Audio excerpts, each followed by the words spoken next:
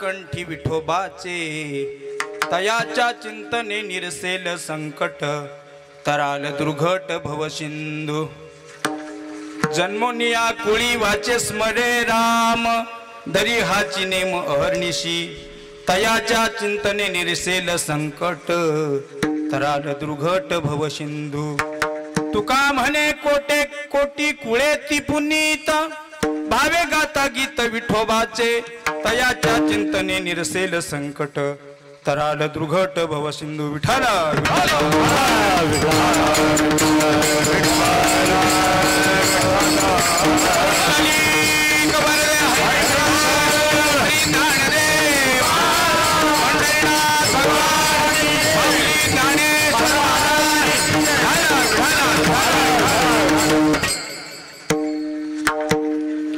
वक्रतुंड महाकाय सूर्यकोटी समप्रभ निर्विघ्नं कुरु मे देव सर्व कार्येषु सर्वदा गुरुर्ब्रह्मा गुरुर्विष्णु गुरुर्देव महेश्वरा गुरुर्साक्षात् परब्रह्म तस्मै श्री गुरुवे नमः समचरण सरोजं चांद्र नीलांबुदाभं जगन्निहित पाणिमंडन मंडनाना तरुण तुलसी माला कंदरम कंजनेत्रम सदै धवलहासं विठ्ठलं चिंतयामि महायोग पीठे तटे भीमरथम वरम पुंडरीकाय दातु मुनीन्द्रे समागत तिष्ठन्तमानंद कंदम परब्रह्मलिंगम भजे पांडुरंगम पांडुरंगा करू प्रथम नमः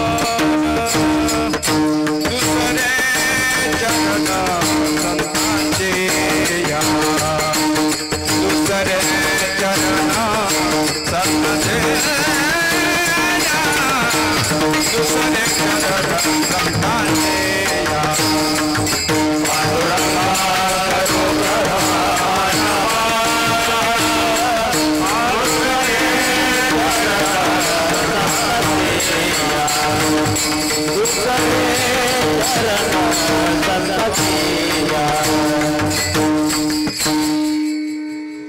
लोकाभिरामं रणरंगधीरं राजीवनेत्रं रघुवंशनाथं कारुण्यरूपं करुणाकरन्तं श्रीरामचन्द्रं शरणं प्रपद्ये कर्पूरगौरं करुणा अवतारं संसारसारं भुजगेन्द्रहारं सदा वसन्तं हृदयारविन्दे भवं भवामि शैतं नमामि भवं भवामि शैतं नमामि सर्वमंगल्य मांगल्य शिवे सर्वार्थ साधिके शरणं त्र्यंबके गौरी नारायणे नमस्तुते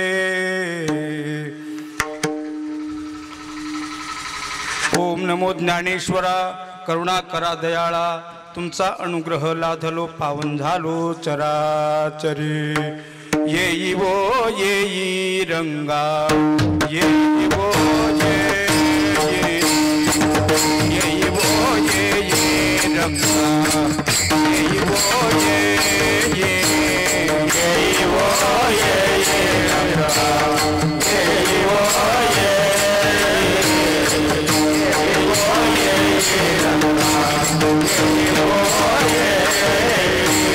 मिठाई की थाई माझ्या मिठाई की थाई माझ्या तृष्णाये कान्हाये येई वो येई रंगा येई वो येई वो येई रंगा येई वो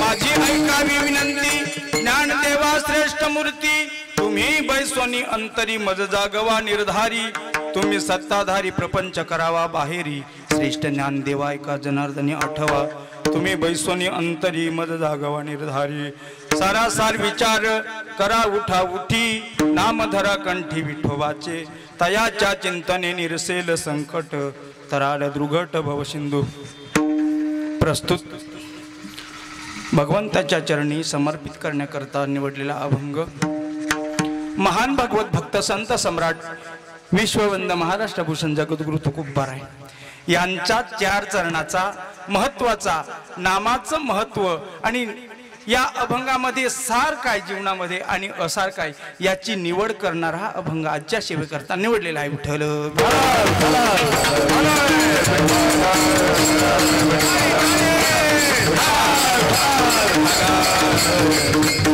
या अभंगामध्ये जगद्गुरु तुकोबाराय सांगतात की बापांनो, जीवनामध्ये सार काय आणि असार काय याची निवड करा. सार विचार करा आणि जे भगवंताचं नाम आहे ते तुम्ही कंठामध्ये धारण करा. का हो महाराज, ते नाम कंठामध्ये धारण केल्यामुळे त्याचा फायदा काय?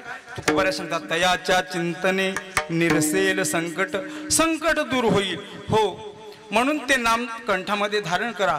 तुम्ही मनुष्यरूपी कुळामध्ये जन्माला आलेत तर तुम्ही काय करा, ते भगवंताचं नाम सतत मुखाने म्हणत राहा. जन्मोनिया कुळी वाचे स्मरे राम, धरी हाच नेम अहर्निशी. हा नेम तुम्ही जीवनामध्ये धरा, त्याचा फायदा हो झाला ना. अनेक कोटी कुळांचा उद्धार झाला. तुका म्हणे कोटी कुळे ती पुनीत, भावे गाता गीत विठोबाचे. हा अभंगाचा सरळ अर्थ, अर्थात ठळक बातम्या. विठ्ठल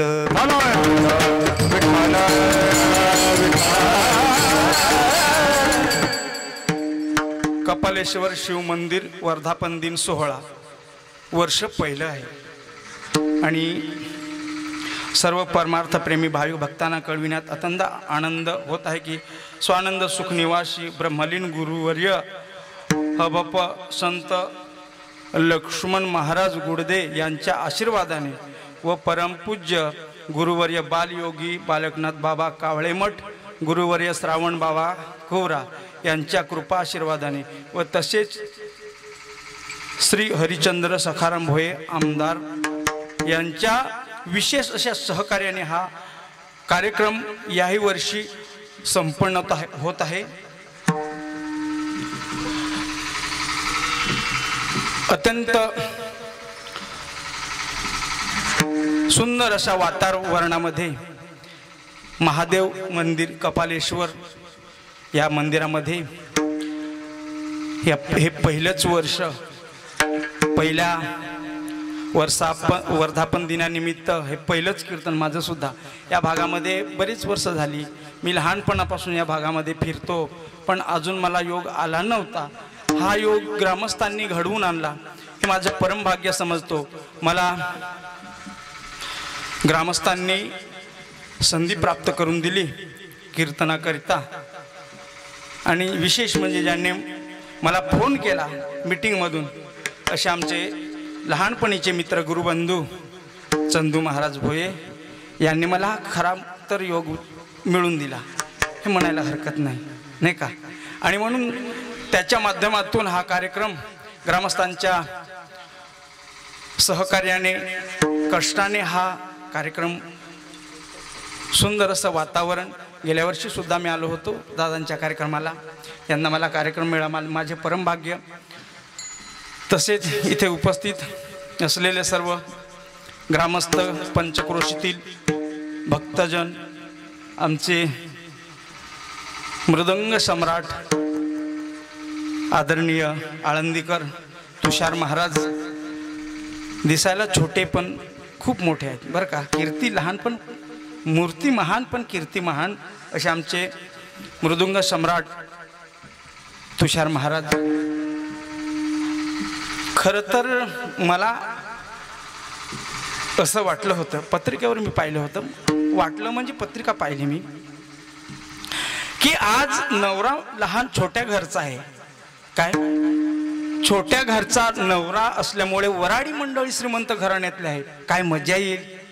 पण इथं पाहिलं तर आपलेच विठ्ठल विठ्ठल.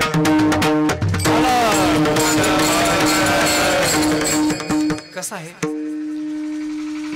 मोठ्या घरच्या नवऱ्याला मोठं वराड लागतं, छोट्या घरच्या नवऱ्याला असलं आपले गावठी असले तरी चालतात नाही का. बरोबर की नाही? बरोबर आहे.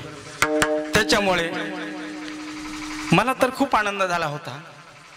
मला आज नाचायला खूप मिळेल असं मला वाटत होतं, पण तसं काही जे आपले असतात तेच कामाला येतात. विठ्ठल विठ्ठल. वा, सुंदर वातावरण, ऐकणारे सुंदर आहेत. तसेच आमचे शूटिंगवाले दादा खूप सुंदर. पहिल्यांदाच माझं शूटिंग होतंय माझ्या जीवनात. काय आहे, प्रत्येकाच्या जीवनात हा योग येत नसतो. मला ग्रामस्थांनी हा योग मिळवून दिला, घडवून आणला. साऊंड सिस्टीमवाले सुद्धा नावाने अमृत नाही, खरोखरच अमृत आहे ते. सुंदर सिस्टीम, सुंदर मंडप, सगळीकडे वातावरण, जंगल में मंगल असं वातावरण, सुंदर वातावरण. सगळे टाळकरी सुद्धा एक नंबर बरं का. मी असा अनुभव घेतला, मी लहानपणापासून फिरतोय.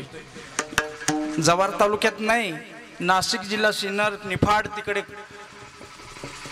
ठाणा, मुंबई तिकडे पण फिरतो. पण असे टाळकरी मिळत नाही महाराज.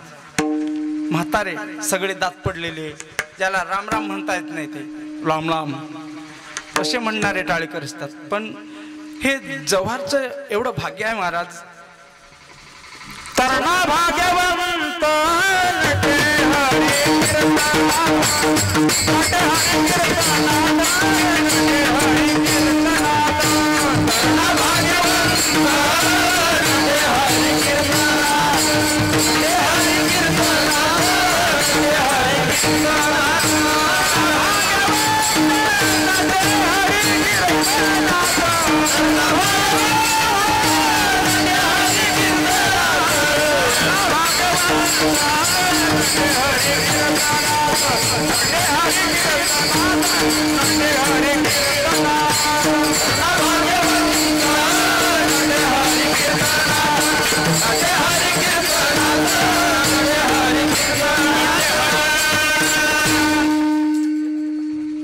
तरणा भाग्यवंत नटे हरी कीर्तनात.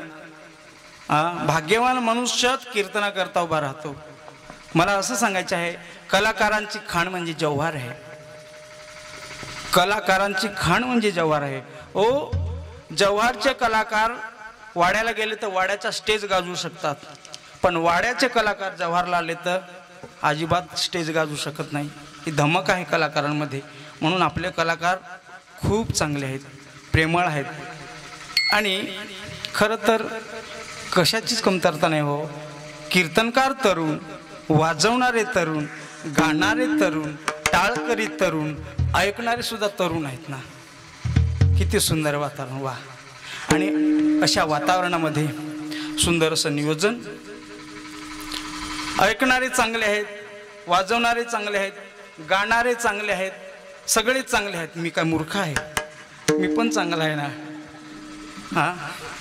आणि म्हणून हा डायलॉग उद्याच्या कीर्तन करायचा आहे बरं का, हे पण सांगतो. आणि म्हणून आजच्या सेवेकरता निवडलेला अभंग जगद्गुरु तुकोबाराय यांचा आहे. या अभंगामध्ये जगद्गुरु तुकोबाराय सार काय आणि असार काय याचा विचार सांगतायत. टाइम खूप झालेला आहे, जवळजवळ 10:04 झालेत. 1 तास उरला खटवांगर आहे अशी. 1 तास उरलेला आहे. एक उर्वरित वेळामध्ये चिंतन मांडण्याचा प्रयत्न करतो. कार्यक्रम म्हटलं, सप्ताह म्हटला की हा सप्ताह कसा टिकावा नाही का. कठीण क्षेम, योगाहुनी कठीण क्षेम. म्हणजे सप्ताह सुरुवात करायला फार सोपं असतं, पण तो शेवटपर्यंत नेण्याकरता कठीण असतं. कसं आहे, माळ घालणं सोपं आहे, लगेच आवड निर्माण झाली की माळ घातली, पण ती टिकवणं कठीण आहे ना महाराज. टिकवायला खूप कठीण आहे. म्हणून हा सप्ताह पूर्णत्वाला न्यावा असा वाटतो. तर आपल्या माणसांची गरज आहे. आपली माणसं, तुम्ही त्यांना बोलवा नका बोलू, पण ते कार्यक्रमाला हजर राहणार. म्हणून आपली माणसं जोडायला शिका, कार्यक्रम होत राहतील. विठ्ठल विठ्ठल.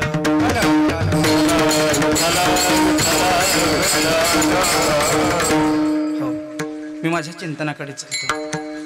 या जगाकडे पाहिलं, या जगताकडे पाहिलं तर या जगतामध्ये अनेक अशा शक्ती आहेत, अनेक अशा शक्ती आहेत. काही शक्ती प्रारब्धाकडून मिळतात तर काही शक्ती प्रयत्नाकडून मिळतात. काही लोक आहेत ते प्रयत्न महत्वाचे मानतात, काही लोक आहेत ते प्रारब्ध महत्वाचे मानतात. मनुष्याच्या जीवनामध्ये प्रारब्धही महत्वाचं नाही, प्रयत्नही महत्वाचे नाही, तर प्रयत्न आणि प्रारब्ध हे दोन्हीही महत्वाचे आहेत. जर तुम्ही प्रयत्नच मानत असाल तर तेही महत्वाचं नाही, प्रारब्ध मानत असाल तर तेही महत्वाचं नाही. प्रारब्ध आणि प्रयत्न हे दोन्हीही महत्वाचे आहेत. हो, कसं कसं तुम्हाला बैलगाडी माहिती आहे? बैलगाडी आपल्याकडे आता बैलगाड्या नाही ना, गेल्या मोडल्या. बैलगाडी चालण्याकरता दोन्ही चाकं महत्वाची आहेत का एकच? एक असलं तरी चालतं? दोन्ही महत्वाचे आहेत. एक मोडलं ते सोडावं. आपला प्रपंच चालण्याकरता दोन्ही जोडप्यांची गरज आहे, दोन्ही जोडप्यांची. पुरुष नसला तर बाईला किंमत नाही, आणि बाई असली तर बाई नसली तर पुरुषाला किंमत नाही. प्रयत्न आणि प्रारब्ध दोन्ही महत्वाचे आहेत. हो, एक मुलगी दवाखान्यात गेली आणि डॉक्टरला म्हणाली, डॉक्टर बरेच वर्ष झाली म्हणे मला मुलंच होत नाही, मुलंच होत नाही. असं म्हणे, मग तुझ्या नवऱ्याला घेऊन ये. म्हणे लग्नच झालं नाही. लग्नच नाही तर ते मूल कुठून होणार?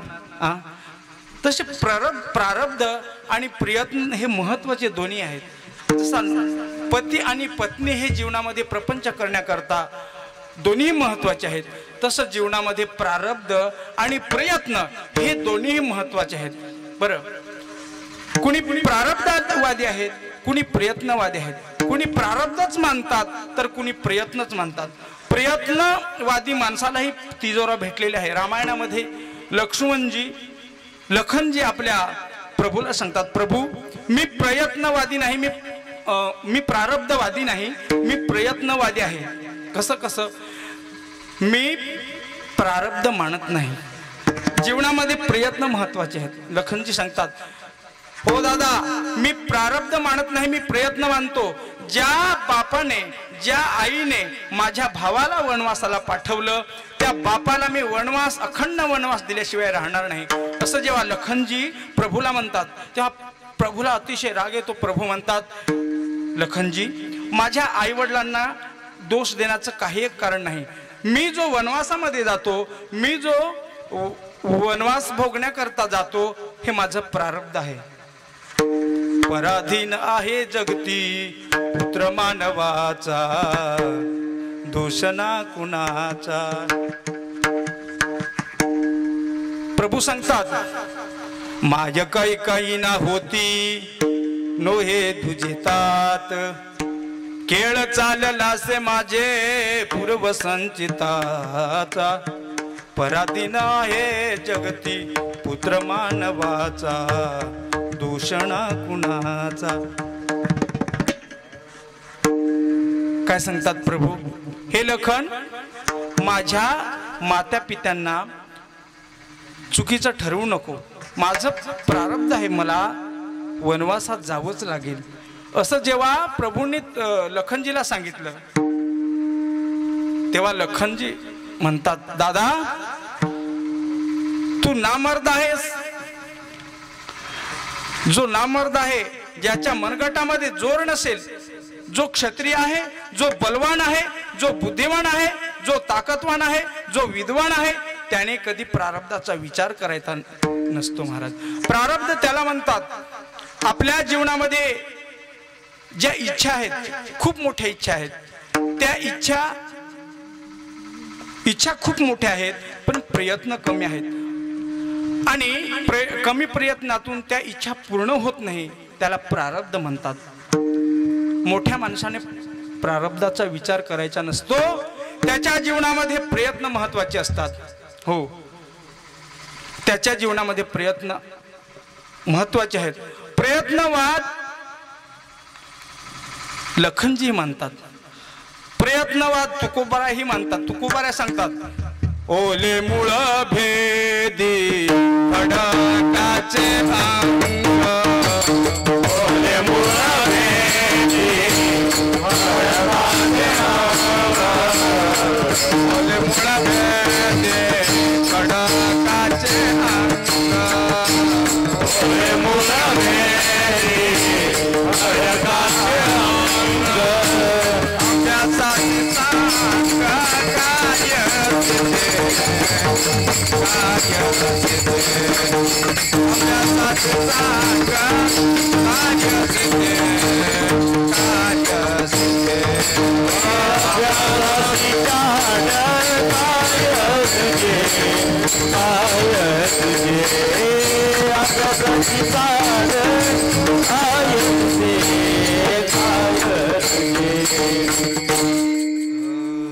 अभ्यासासी सांग कार्यसिद्धी ओले मूळ भेदी खडकाचे अंग अभ्यासाचे सांग कार्यसिद्धी. तुकोबराय म्हणतात की एखादा वृक्ष आहे, झाड आहे, काही काही झाडं खडकावर उगतात नाही का, पाहिलेले आहेत का? वडाचं झाड, पिंपळाचं झाड, उंबराचं झाड, पायरीचं झाड हे खडकावर उगतं, पण ते मरतं का? त्याचं जीवन पूर्णत्वाला नेण्याकरता ते काय करतं? भेदन करतं, खडक फोडून भेदन करतं. ओले मूळ भेदी खडकाचे अंग अभ्यासाचे सांग कार्यसिद्धी. हो, ते भेदन करतं. अभ्यासाचे सांग कार्यसिद्धी. अभ्यास, हो तुम्हाला सांगतो, एखादा आपण साप पाहिला तर आपण लगेच नाचायला सुरुवात करतो, थै थै थै थै. पण ज्याचा अभ्यास असेल, गारुडी मात्र त्याला पकडल्याशिवाय राहत नाही. ज्याचा अभ्यास असेल तो पकडतो. अभ्यासाचे संग कार्यसिद्धी. हो, तो साप किती मोठा असो, पण ज्याचा अभ्यास असेल तो पकडू शकतो सापाला. नवे नवे तुम्ही बचनाग नावाचं विष पाहिलं असेल, मी पण पाहिलं नाही, पण ते विष एवढं विषारी आहे महाराज की ते विष खाल्ल्याने ते नुसतं जिभीला लागलं तरी माणूस मरून जातो. एवढं विषारी साप, गोड लागतं ते, पण ते विष खाल्ल्याने मनुष्य मरून जातो. एवढं विषारी साप विष. पण ज्याचा अभ्यास असेल तो तोळा तोळा खाल्ल्याशिवाय राहत नाही. तोळा तोळा खाल्ल्याशिवाय त्याचं शेवटी तुकोबाऱ्या सांगतात, कारण अभ्यास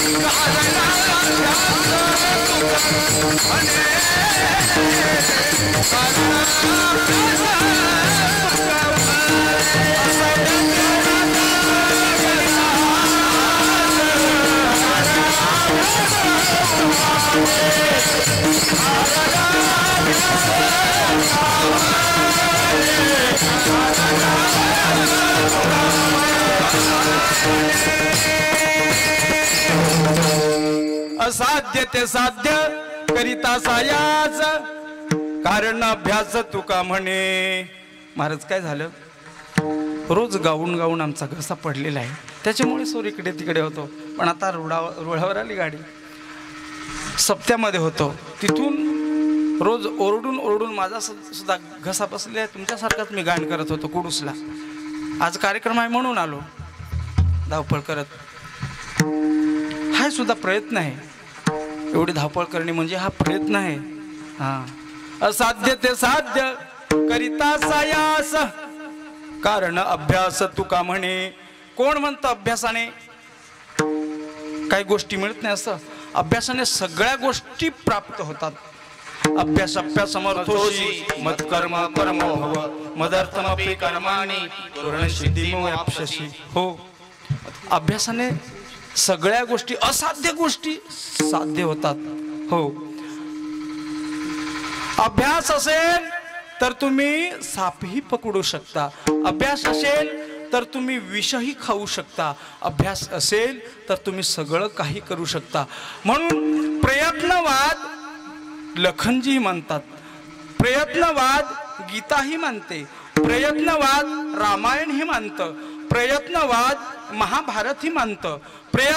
प्रयत्नवाद तुकोबराही मानतात, प्रयत्नवाद माऊलीही मानतात. माऊली म्हणतात अभ्यासाचे निबडे एकादशी अंतराळे व्याघ्र सर्प पांजाळे केले की. ज्याचा अभ्यास असेल त्याने असाध्य गोष्टी प्राप्त करू शकतात. हो, कीर्तन करण्यासाठी नुसतं उभं राहावं लागत नाही. महाराज आयुष्य झिजवलं आम्ही याच्यात, तेव्हा स्टेज प्राप्त झालं. लहानपणापासून मला पाहता तुम्ही या भागामध्ये खूप फिरतो. आयुष्य झिजवावं लागतं, अभ्यास करावा लागतो. एखादा मुलगा 10वी मध्ये बसतो, त्याने अभ्यासच नाही केला तर पास होईल. वर्षभर अभ्यास करावा लागेल तेव्हा तो पास होईल. म्हणून अभ्यास करावा लागतो. आता कीर्तनकार एवढे अभ्यास करतात महाराज. एक कीर्तन काही दुसऱ्याकडे जाऊन तेच करावं वर्षभर नाही महाराज. प्रत्येक वेळेस चिंतन वेगवेगळं मांडावं लागतं, अभ्यास करावा लागतो. समाज एखाद्या मनुष्याला कीर्तन आवडलं तर दुसऱ्या कीर्तनाला पण येतो. तो महाराजांचं कीर्तन आहे जातो, तिथेही ते दुकान मांडलं तर नाही असेल, पण तिसऱ्या वेळेस तेच दुकान मांडलं तर सांगतात नाही याचं एवढंच हे पाठांतर केले. म्हणून अभ्यास महत्वाचा आहे. कारण अभ्यास तुका म्हणे. म्हणून जीवनामध्ये प्रयत्न महत्वाचे आहेत, तसेच प्रारब्धही महत्वाचं आहे. प्रारब्ध आणि प्रयत्न हे दोन्ही महत्वाचे आहेत. कोणी एखादा मनुष्य म्हणत नसेल मी प्रारब्धही मानत नाही आणि प्रयत्नही मानत नाही, त्यालाही माऊली म्हणतात का रोग काही रोगिया आवडे दरिद्र दरिद्रिया भोगण्याची बडिया दृश्य. महाविष्णू ज्ञानोबराय सांगतात की का रोग काही रोगिया. रोग कुणाला आवडतो? कुणाला वाटतं मला रोग व्हावा? अजिबात नाही. अहो रोगापासून सगळे दूर. आता कोरोना आला होता ना, कोरोना किती लोक घाबरले हो. अहो कोरोना काय सांगू, चांगल्या चांगल्या माणसांना नेलं. इंगळे महाराज इथे आले होते बिचारे, एवढे विद्वान, रोगापासून तेही बचाव शकले नाही. लय भयानक हा रोग. आवडेल का कुणाला? रोग काही रोगिया आवडे दरिद्र दरिद्रिया.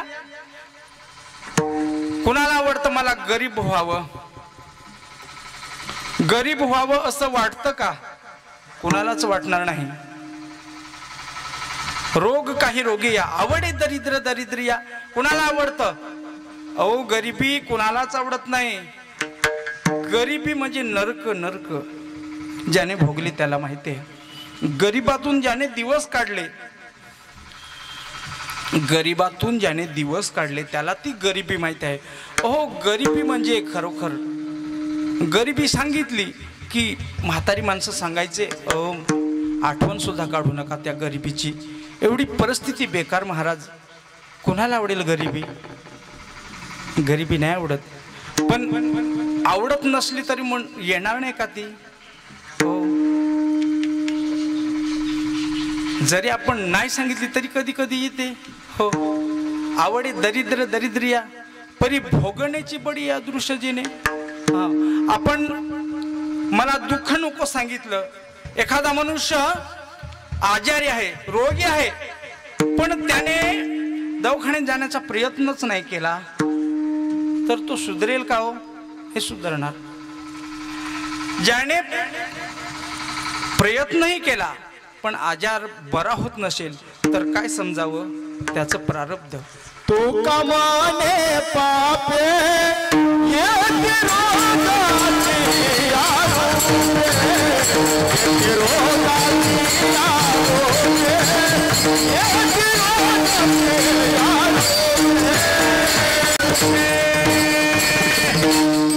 महाराजांनी प्रमाण दिलं. तुका म्हणे पापे येती रोगाची रूपे. रोगाच्या रूपाने पाप भोगायला येतात नाही का? पण महाराज सांगतात की ती रोगाच्या रूपाने जरी आले तरी प्रयत्न जर नाही केले आपण दवाखान्यात जाण्याचे आणि ते पाप तो रोग जर बरा होत नसेल तर ते प्रारब्ध मानावं, ते प्रारब्ध नाही का.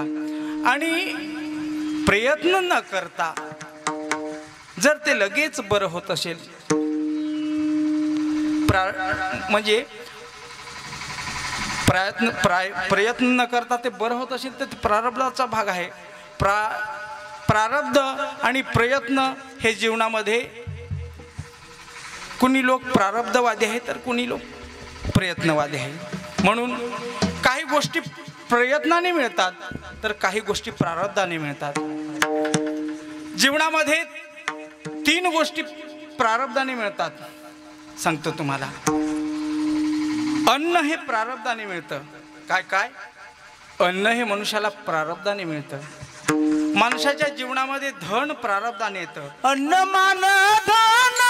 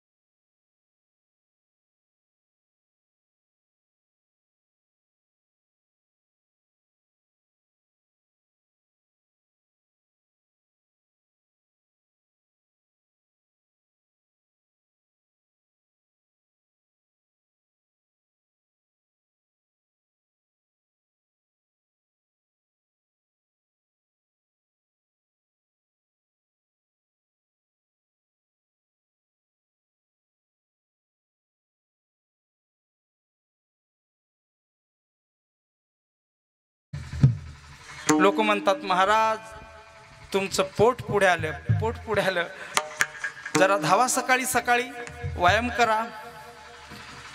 काय करावा, रोज उठून कीर्तनाला जावं लागतं, जागरण होतं, रात सकाळी उठावंच वाटत नाही. पण शरीर चांगलं ठेवावं असं वाटत असेल तर व्यायाम करा, हो प्रयत्न करा, शरीर चांगलं राहील ना. आरोग्यम धनसंपदा, आरोग्य हे धनसंपदा सांगतात, म्हणून प्रयत्न महत्वाचे.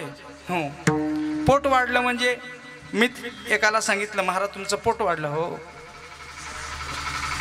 सांगू का म्हणे, पोट वाढलं की मनुष्याच्या जीवनात रोग यायला सुरुवात होतात. बरं मग त्याला काय रोग होतात, डायबिटीस काय असे बरेच रोग होतात म्हणे. ठीक आहे, पण काय करावं, आमच्यावरती हरी कृपा होता भक्तांनी गती द्वंद्वे नाचती स्वानंदे हरिरंगी.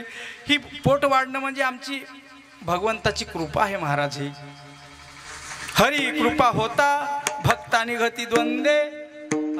म्हणजे एखाद्याने म्हणावं, बऱ्याच लोकांचं पोटपुड आहे, त्याला म्हणावं हा याच्यावर हरीची कृपा. तसं नाही, जो कसून परमार्थ करतो आणि त्याची तब्येत चांगली ठीक, प्रकृती चांगली ठीक राहिली, त्याच्यावरती देवाची कृपा होते. काही मी आता माझ्या डोळ्याने काही माणसं एकदम लुकडी पाहिलेली होती, पण एक दिवशी अचानक बापरे याचं पोट कसं काय पुढं आलं, तर म्हणे औषध घेतो मी पोट पुढे येण्याचं. म्हणजे औषध घेतल्याने सुद्धा पोट निघतात, ती मग हरीची कृपा समजावी का. म्हणून तन शक्ती प्रयत्नाने मिळते आणि मन शक्ती प्रयत्नाने मिळते. हो एक सुंदर गाणं आहे, थोरा मन दर्पण केलाये, मन ही देवता मन ही ईश्वर, मन से बडा न कोई. हो मन प्रसन्न असेल, मन करारे प्रसन्न सर्व सिद्धीचे कारण. मन प्रसन्न असेल तर सगळ्या जगातल्या सगळ्या गोष्टी प्राप्त होतात. हो फक्त मन प्रसन्न पाहिजे. म्हणून मन शक्ती प्रयत्नाने मिळते आणि तन शक्ती प्रयत्नाने मिळते. त्याच्या पुढे एक शक्ती श्रेष्ठ आहे, त्याला बुद्धिशक्ती म्हणतात. बुद्धी, हा, आणि बुद्धीचे वैभव्य अन्न नाही तुझे, एका केशवराजे सकळ सिद्धी. बुद्धीचे वैभव एवढं मोठं आहे महाराज. एक आपला खेड्यावरचा एक मनुष्य आणि मुंबईला चालला होता. एक सुशिक्षित असा माणूस होता, तो नोकरी करण्याकरता मुंबईला होता. तो पण त्याच बसने चालला होता आणि हा पण त्याच बसने चालला होता.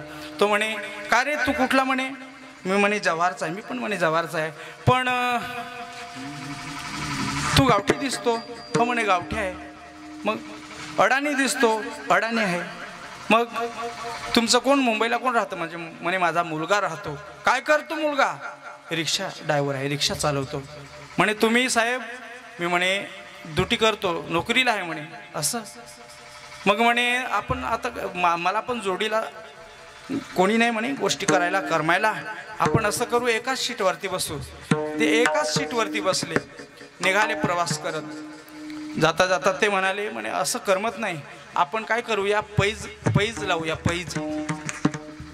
काय पैज लावायची म्हणे. म्हणजे असं काहीतरी जिंकणं टाकायचं म्हणे. एखादं मी म्हणे एखादी गोष्ट सांगतो ती तुम्ही ओळखायची. बरं पण मग साहेब किती पैसे द्यायचे. म्हणे मी तर गरीब आहे. मी हारलो तर मी तुला 5 रुपये देईन. पण मी जिंकलो तर तुम्ही मला 100 रुपये द्यायचे. किती द्यायचे. 100 रुपये. मग आधी कोण बोलेल. म्हणे साहेब मी बोलतो ना. साहेबांनी सांगितलं म्हण मी ओळखतो म्हणे. यांनी सांगितलं काय सांगितलं. 4 पंखावाला, 10 पायावाला आणि 5 डोळ्यावाला पक्षी कोण सांग? ओळख.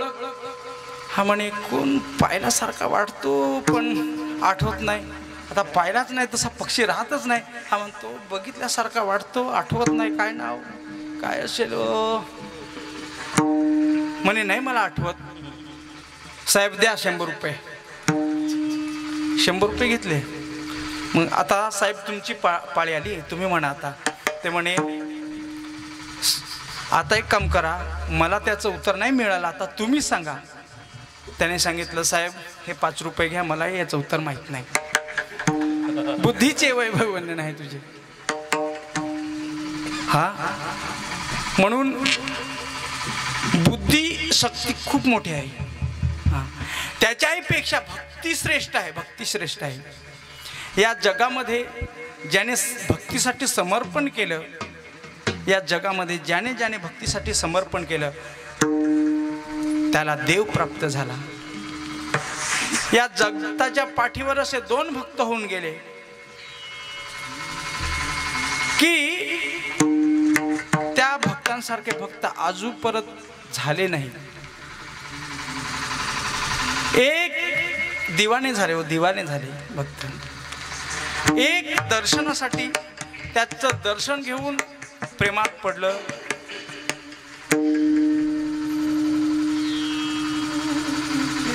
एक प्रेमात पडून त्याचं दिवाणं झालं. 2 भक्त झाले. एक मीरा एक राधा दोनों ने शाम को चाहा अंतर क्या दोनों की चाह में बोलो प्रेम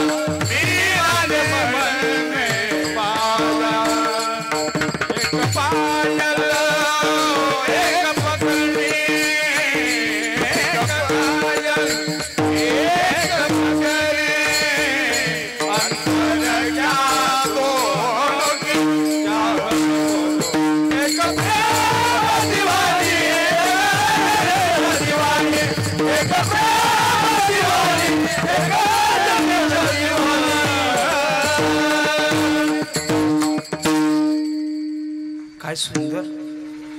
एक राधा एक मीरा दोनों ने शाम को चाहा अंतर क्या दोनों के चाह में बोलो एक प्रेम दीवानी एक दर्श दीवानी.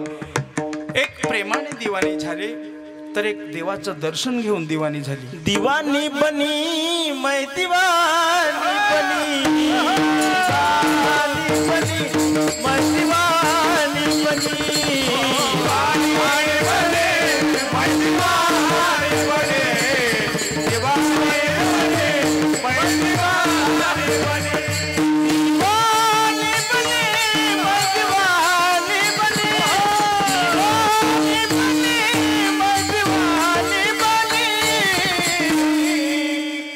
दीवानी मैं दीवानी बनी दीवानी बनी मैं दीवानी बनी दीवानी बने मैं दीवानी बने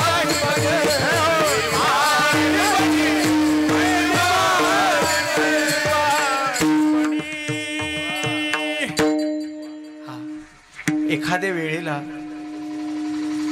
राधेला कृष्ण नाही मिळाला, ती तडफडायची. हो देवा, काय सांगू, मी प्रपंचात गुंतली. मी माझ्या प्रपंचात गुंतल्यामुळे तुम्हाला वेळ देऊ शकत नाही. काय करू माय ग जीव हा वेडावला, सावळा मुरलीवाला आडवा. एखाद्या दिवशी नाही मिळाला, एखाद्या दिवशी मिळाला, पण प्रेमात दिवाणी झाली. कोण? राधा. राधा. आणि एक भक्त असा होऊन गेला की दर्शनाने दिवाणी झाली. दर्शन घेऊन मीरा. मीरा हो गई दीवानी, मीरा हो गई दीवानी, मीरा हो गई दीवानी, मीरा हो गई दीवानी, मीरा हो गई दीवानी, मीरा हो गई दीवानी, मीरा हो गई दीवानी, मीरा हो गई दीवानी, मीरा हो गई दीवानी, मीरा हो गई दीवानी, मीरा हो गई दीवानी, मीरा हो गई दीवानी. अपने मंदिर में ढोलक बजावे, ढोलक बजावे, ढोलक के नाद में राम नाम गावे, राम नाम गावे, राम नाम गावे. दीवानी मीरा हो गई दीवानी, मीरा हो गई दीवानी, मीरा हो गई दीवानी, मीरा हो गई दीवानी, मीरा हो गई दीवानी. अपने मंदिर में ढोलक बजावे, अपने मंदिर में ढोलक बजावे, ढोलक के नाद में राम नाम गावे, राम नाम गावे, राम नाम गावे. मीरा हो गई दीवानी, मीरा हो गई दीवानी, मीरा हो गई दीवानी, मीरा हो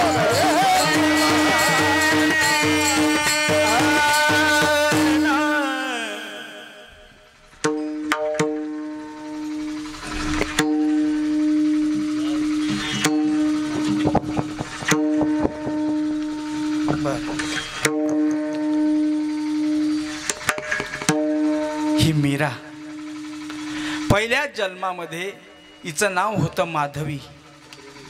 काय होतं नाव? माधवी. माधवी उपवर झाली, तिचं लग्न. पण ज्याने हे सिग्नल तोडले, तू जातो कुठे? तू जाशील कुठे? तुला भोगावंच लागेल.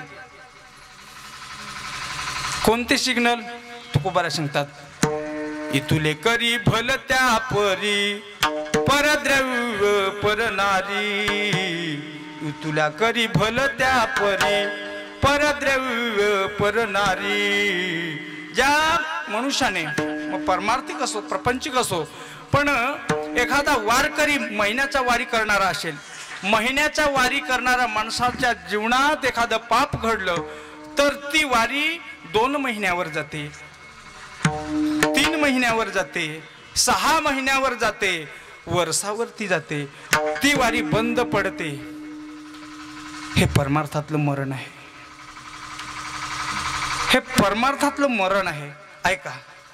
नाही महाराज, एखादा ज्ञानेश्वरी वाचणारा भक्त असेल, रोज 500 ओव्या वाचतो, माऊली ज्ञानोबारांची ज्ञानेश्वरी वाचतो, पण एखादं पाप कर्म घडलं की 500 वरून तो 200 वरती येतो, 200 वरून 50 वरती येतो, 50 वरून तो वाचायची सोडून देतो.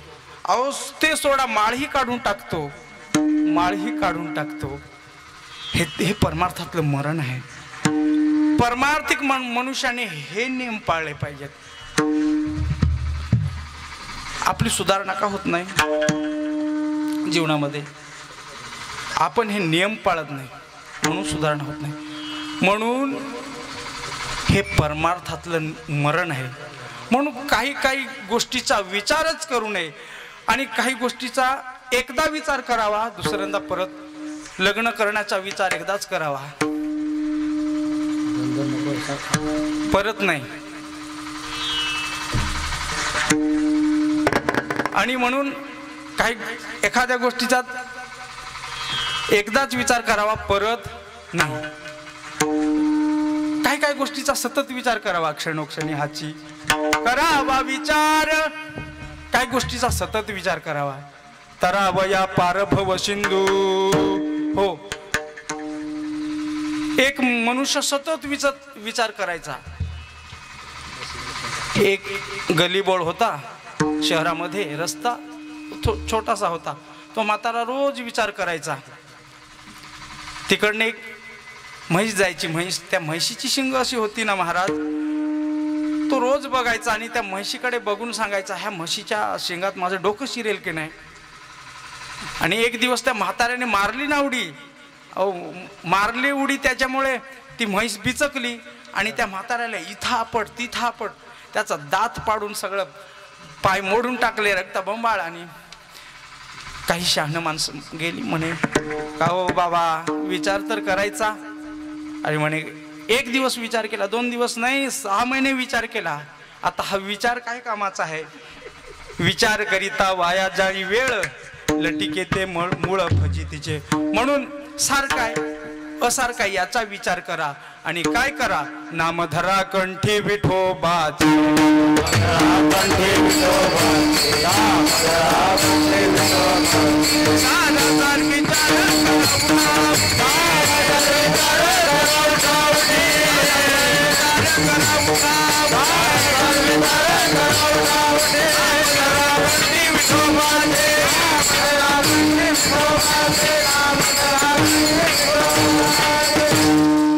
महाराज तुम्ही म्हणता सार आणि असार याचा विचार करा आणि देवाचं नाम कंठामध्ये धारण करा. मग ते नाम धारण केल्याने आमचा फायदा काय. अभंगाच्या दुसऱ्याचा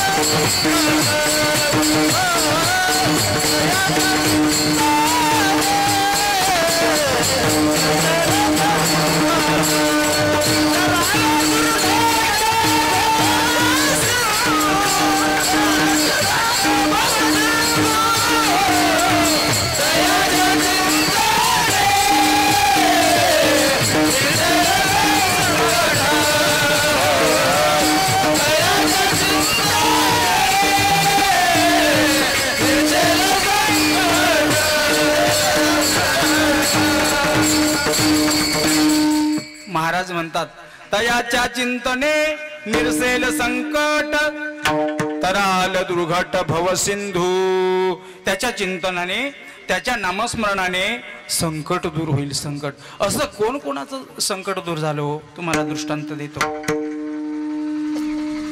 ज्या वेळेस नकराचं आणि गजेंद्राचं युद्ध झालं, महाराज नक्र म्हणजे मगर आणि गजेंद्र नावाचा हत्ती होऊन गेला. 1000 वर्ष झाले. भागवतामध्ये कथा आहे ही. जेव्हा युद्ध झालं ना, तेव्हा सगळे नातेवाईक, इष्ट मित्र परिवार सगळा त्याला सोडवण्याकरता गेला. पण ते युद्ध काही संपायला तयार नाही. तो नक्र त्या गजेंद्राच्या पायाला पकडलं कोणी, नकराने. बघा, एखादा मनुष्य स्थानभ्रष्ट झाला की त्याला समाजामध्ये किंमत नसते. तो एवढा बल्लाढ गजेंद्र हत्ती, तो जर जंगलामध्ये जर त्याला पाला खावासा वाटला ना, तो मोठी झाडं तोडतो महाराज, मोडतो. पण तो हत्ती पाण्यात गेला, स्थानभ्रष्ट झाला. पाण्यातलं स्थान कोणाचं होतं? मगरीचं. मगरीने घट्ट पायाला पकडलं. मगरीने कोणाच्या? गजेंद्राच्या. अहो 1000 वर्ष झाली, ते युद्ध संपायलाच तयार नाही. बायको कंटाळली, पोरं कंटाळले, नातेवाईक कंटाळले, इष्टमित्र परिवार कंटाळले आणि निघून गेले आपल्या घरी.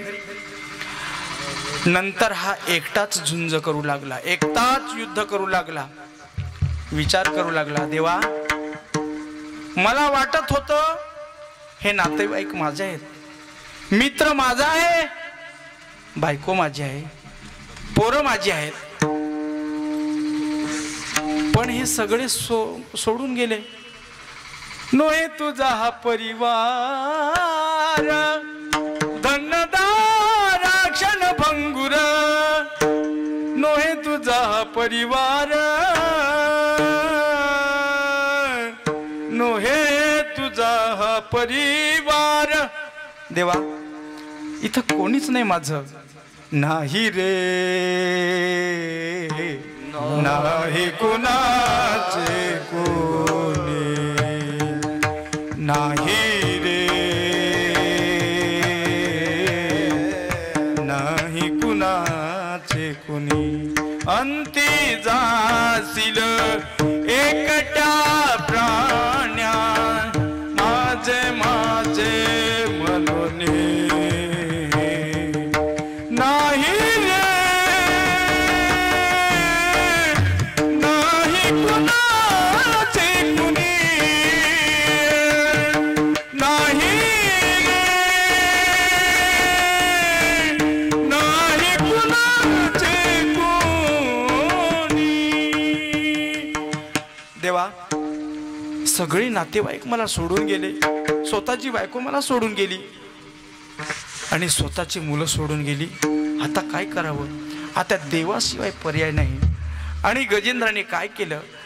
त्या सरोवरामध्ये कमळ होतं, कमळ फूल, ते आपल्या सोंडेने घेतलं आणि देवाचं नामस्मरण करू लागला. चिंतन करून देवाला फेकलं. देवाला हाक मारली, देवा अरे आता तुझ्याशिवाय कोणीच नाही माझं, तू सोडव मला या संकटातून. देवाने काय करावं? कनवाळू कृपाळू भक्ता लागे मोही, भक्ता लागे मोही,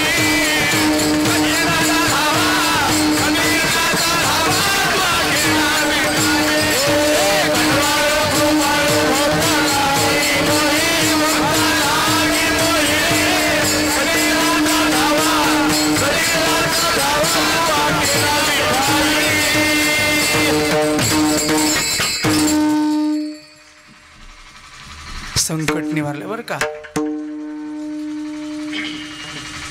त्याच्या चिंतनाने निर्शेल संकट, तराल दुर्घट भव सिंधू.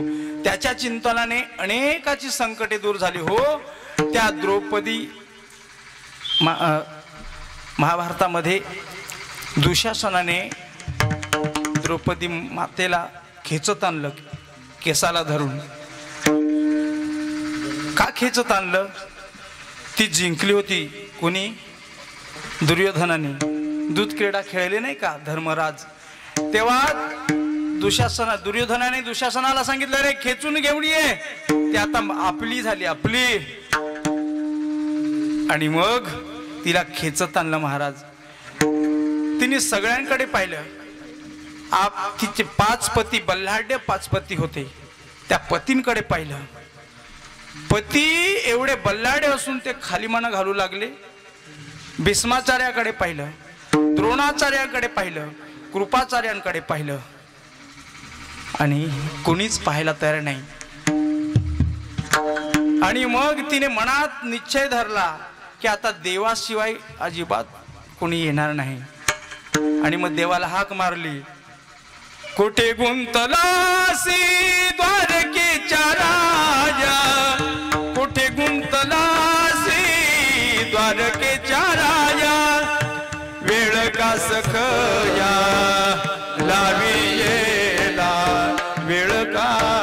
खया लावेला कोठे गुंतलासी द्वारकेच्या राया कोठे गुंतलासी द्वारकेच्या राया देवाने हाक ऐकले महाराज आणि देव लगेच धावून आला देव साडी झाला शालू झाला हो आणि म्हणून तयाच्या चिंतने निरसेल संकट तराल दुर्घाट भव सिंधू कुमार